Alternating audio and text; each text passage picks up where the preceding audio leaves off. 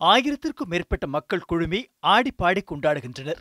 மலர்களோடு அலங்கரிக்கப்பட்ட கூடையை குதூகலத்துடன் எடுத்து நடனமாடுகின்றனர். மணல் பரப்பில் தண்ணீரை ஊற்றி வழிபாடு நடத்துகின்றனர். ஏன் இந்த மக்கள் எவ்வளவு மகிழ்ச்சியில் இருக்கின்றனர்? அடுக்கடுக்கான இத்தனை கேள்விகளுக்கும் ஒரே பதில், எமஞ்சா. பிரேசில் மக்கள் கடல் தேவதையாக வழிபடும் பெண் தெய்வம்தான் எமஞ்சா.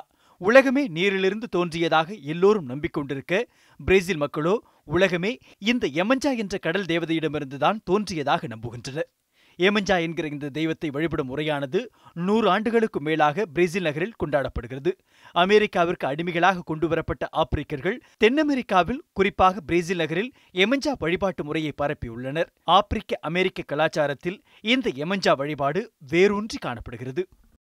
ஒவ்வொரு ஆண்டும் பிரேசிலின் ரியோ டி ஜெனிரோ நகர கடற்கரையில் குவியும் பொதுமக்கள் வெள்ளை நிற உடை அணிந்து எமஞ்சா தெய்வத்திற்கென்று உள்ள பாடலை பாடி ஆடிப்பாடி கொண்டாட்டத்தை நிகழ்த்துகின்றனர். ஆண்டு முடிவில் பல்வேறு சோதனைகளை கடந்து வரும் மக்களுக்கு எமஞ்சா தெய்வம் நல்ல ஆரோக்கியத்தையும் தீய சக்திகளிடமிருந்து பாதுகாப்பையும் தரும் என்பது அவர்களின் நம்பிக்கை. இதற்காக பிரேசிலின் கண்டோம்பிளி மற்றும் உம்பெண்டா பகுதிகளில் மதகுருக்கள் சிறப்பு வழிபாடு நடத்துகின்றனர். கடற்கரையில் ஊற்றை தோண்டி அதிலிருந்து எடுத்து வரப்படும் தூய நீரை கொண்டு மக்களின் பாவங்களை போக்குவதற்காக அவர்கள் மீது தெளித்து சடங்குகளை நிறைவேற்றுகின்றனர். புதிய ஆண்டை இதுபோன்ற சில நம்பிக்கைகளோடும் சடங்குகளோடும் தொடங்குவதால் தங்களின் வாழ்க்கை சிறப்பாக இருப்பதாக அவர்கள் நம்புகின்றனர். அத்துடன் எமஞ்சா தங்களோடு இருப்பதால் கஷ்டங்களை எதிர்கொள்ளும் மனப்பக்குவம் ஏற்படுவதாகவும் அந்த மக்கள் கூறுகின்றனர்.